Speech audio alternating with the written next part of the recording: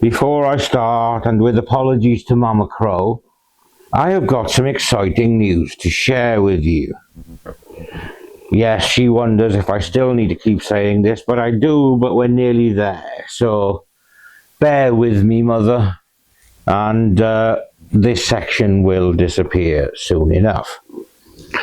But mark your calendars for CrimeCon Manchester 2025, partnered by True Crime, and it's set to take place on the 27th of September 2025.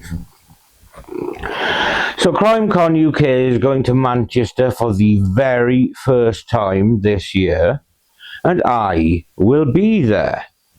Don't all clap too much. But also there will be some of the biggest names in true crime at the ultimate true crime event.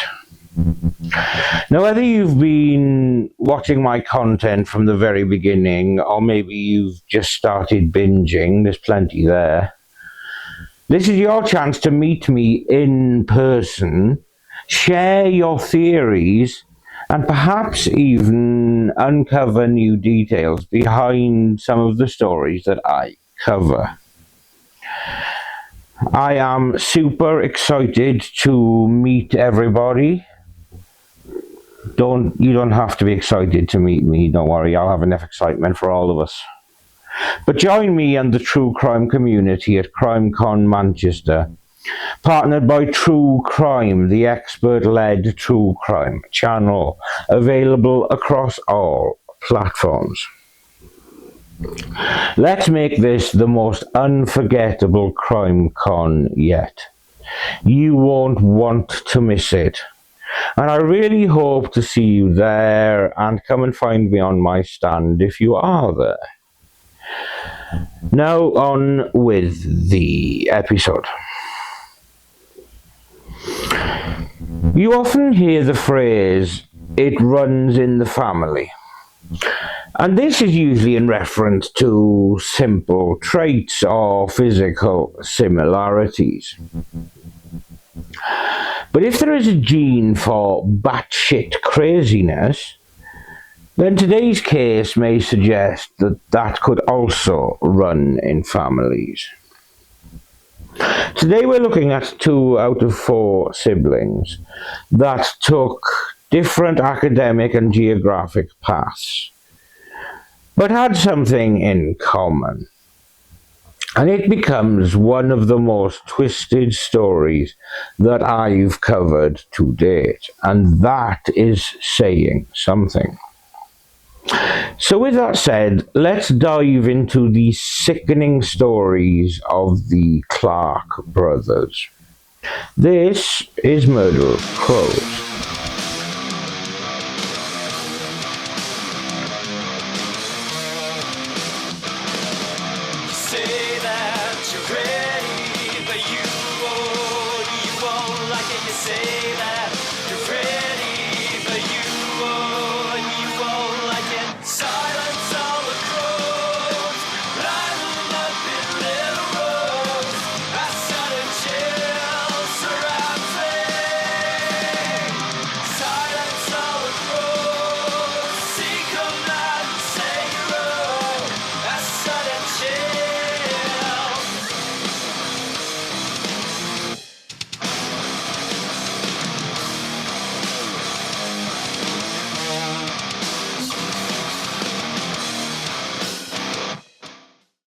The Clark brothers, born respectively in 1950 and 1952, grew up in the upper-middle-class hamlet of Warren, New York, along with their 2 other siblings. The family shared a 2-story colonial house within several acres of woodland. Bradfield was the senior of the pair, while Haddon Jr. was the younger. They had 2 other siblings, but it is Bradfield, and in particular Haddon, that we will be looking at today. Their father, Haddon Clark Sr., was a Korea War veteran and went on to become an engineer at a gasoline company. and his wife Flavia was a housewife. But she was able to trace her lineage back to the Mayflower settlers. But behind closed doors, the Clark household was one that was filled with violence, instability, and a whole lot of dysfunction. Haddon Sr. was an alcoholic. Flavia was mentally ill and abusive. She reportedly wanted a daughter, which she eventually got, but in the meantime forced Haddon to dress in girls' clothing while drunk, calling him Kristen. His father called him the retard and beat him with a belt any time he wore girls' clothes. Talk about being pulled in two directions. The family moved constantly. Haddon struggled socially and academically, failing 2 grades along the way, and was diagnosed with cerebral palsy and possible brain damage at Yale's Child Study Center. From a young age, he showed disturbing behavior, bullying kids, torturing animals, and exhibiting the early signs of psychosis. Of the 4 Clark siblings, 3 would later face serious legal trouble. Another sibling, Jeffrey, was convicted of domestic violence, and their father eventually died by suicide. Only the daughter Allison stayed away from legal problems. She ran away from home as a teenager and severed ties with her parents. Remarkably wise, given the circumstances. Bradfield's murderer story began first and is much shorter and easier to tell, though just as fucking mental as that of Haddon, which we will come on to shortly. Bradfield in 1984 began the brothers' crime record by inviting Trish Mack, his married co-worker, to his house for dinner. Mack's husband couldn't make it that evening, so she went to the Los Gatos, California home on her own. There, Bradfield tried unsuccessfully to woo her, and having been turned down, he then bashed her head against a concrete block, strangled her, and dismembered her body. He then, cut up Mack's breasts, cooked them on his barbecue grill, and ate them. He then tried to commit suicide before confessing in hospital, telling officers, "She's in the trunk of my car." Bradfield received an 18 years to life sentence and remains incarcerated at California State Prison, Solano. Moving on to Haddon's sordid tale. He acquired a degree from a culinary institute and later worked at a variety of restaurants, where his co-workers said he sometimes drank blood that drained from beef meat. His issues only intensified when he tried to enlist in the Navy. But he was discharged after erratic behavior, being caught stealing from fellow sailors and wearing women's underwear under his uniform.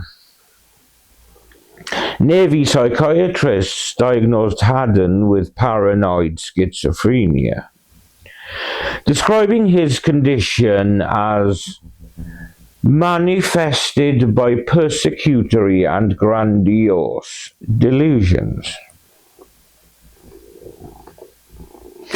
Other jobs he held included working as a rollerblade delivery man.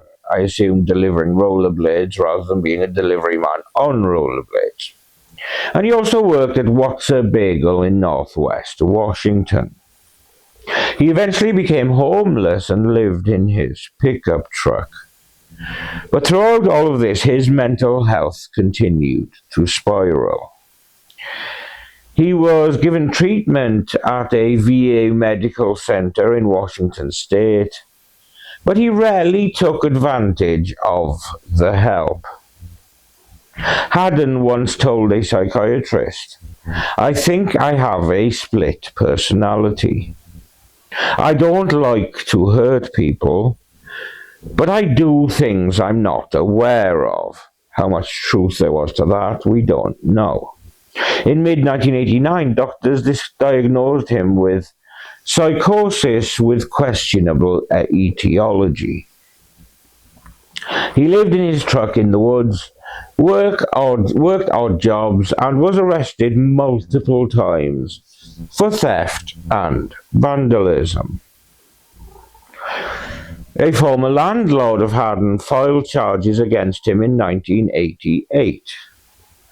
Haddon was convicted of defacing the Bethesda property by hiding fish heads in the piano, in the stove, and in the chimney, in addition to setting up a booby trap on the door.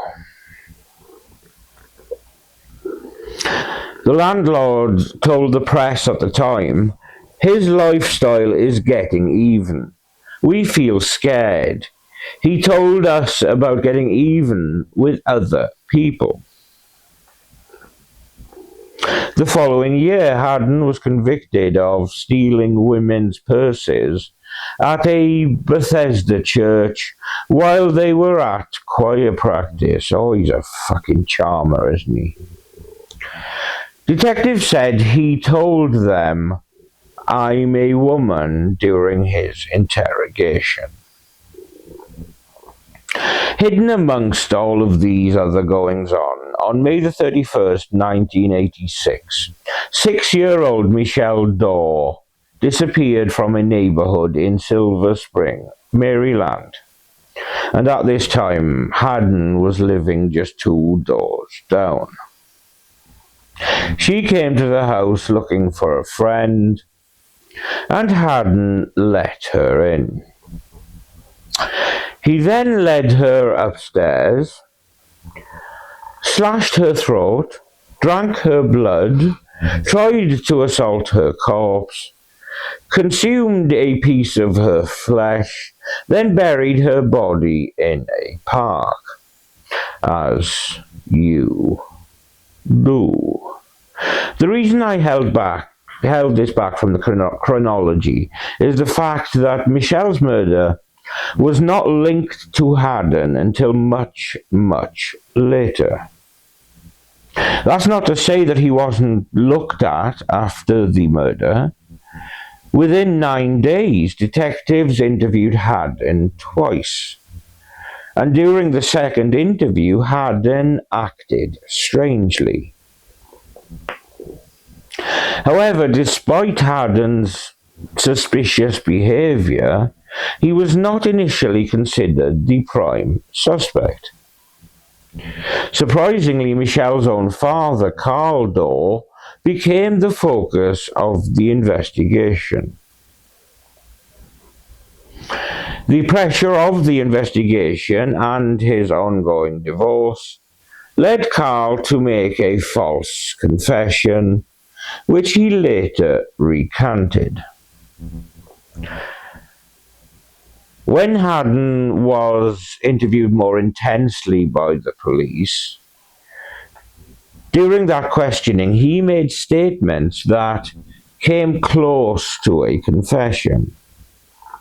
When he asked to use the bathroom, he cried and vomited. After using the bathroom, he was questioned about what he had done to Michelle.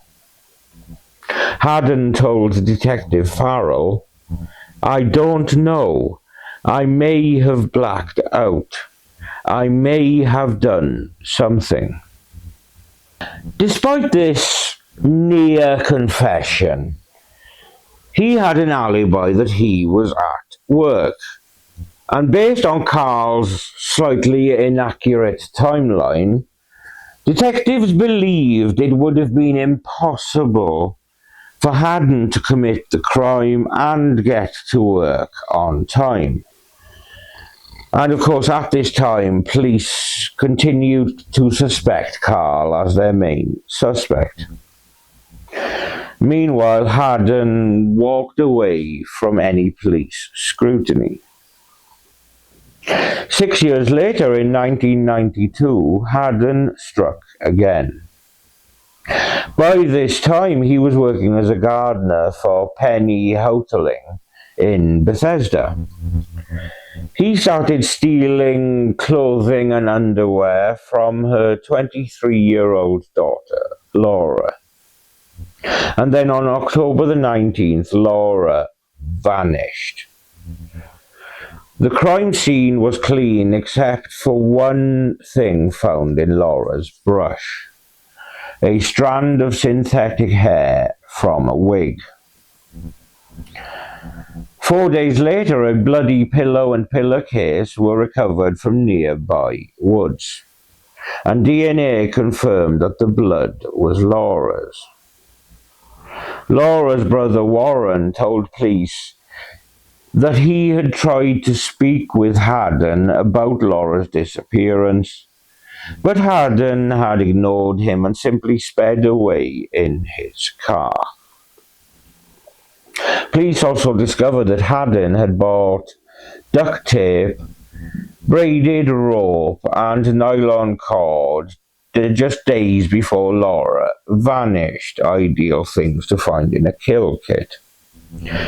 And writing Laura in the payment checks memo section. The final piece of the puzzle fell into place when a partial thumbprint found on the bloody pillowcase was matched to Haddon. Haddon was duly arrested and pled guilty to second-degree murder in 1993 in exchange for revealing where he buried her. He was sentenced to 30 years. Years later, while in prison, he started talking, as they do in prison. He confessed to killing Michelle Dore to his cellmate Jack Truitt, whose long hair and beard led Haddon to believe that he was Jesus.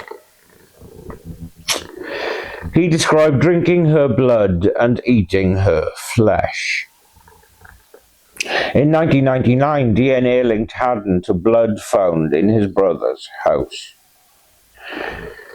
He was convicted of Michelle's murder and sentenced to an additional 30 years. During this trial, the defense still tried to blame Michelle's father, though I guess they had to try something. And given that the only other suspect considered at the time was Michelle's father, that seemed like a viable strategy to the defense, and probably their only strategy. In 2000, he led investigators to Michelle's buried remains, 14 years after her disappearance. Over the years, Haddon claimed responsibility for over a dozen other murders across the East Coast. He said he killed a boy at age 12 and that his father helped cover it up. Police haven't found any confirmation for any of these other cases, but they have searched several sites based on his confessions. In one search, he led authorities to a bucket of women's jewelry buried on his grandfather's property, and these were trophies according to him. and among the items was Laura Houghtling's class ring. Haddon has claimed to be a cannibal. He told one psychiatrist he drank blood because he believed it would turn him into a woman. He often referred to his alternate personality, Kristen E. Bluefin, describing her as a mean bitch who ate raw flesh and loved hiding stuff. FBI Special Agent Lou Luciano, who conducted extensive interviews with Haddon, said that it had become apparent Haddon had multiple personalities. Haddon would often sign his name as Kristen and demonstrate more forceful behavior when embodying this personality. He remains in prison, serving 70 years total for Laura and Michelle's murders, along with a theft charge. Officially, he's only been convicted of 2 murders, but the true number may be much higher. But on the flip side, Haddon's paranoid schizophrenia casts doubt on the reliability of his statements, and he's known for making grandiose claims. What we do know is that he's a twisted and grotesque bastard, and the similarly cannibalistic nature of Bradfield's crime suggests there may be some genetic or biological etiology behind their cruel and depraved natures. Whatever the truth behind why these creatures became the way they became, at least 3 innocent people, 2 women and a little girl, died at the hands of the Clark brothers, with the actual number possibly being a lot higher. So in the absence of any other confirmed victims, I will just dedicate this episode to these 3 innocent souls, and send love and condolences to all of those touched by the vile actions of these cockwomble siblings.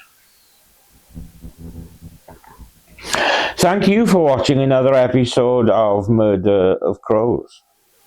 Don't forget that CrimeCon UK will be going to Manchester in September, and there is still time to get involved with one of the UK's finest true crime events. And if you use my code CROWS, you can get 10% off tickets. But with that said, I'm Steve, this soppy fluffball is Samson, and we will see you when we see you.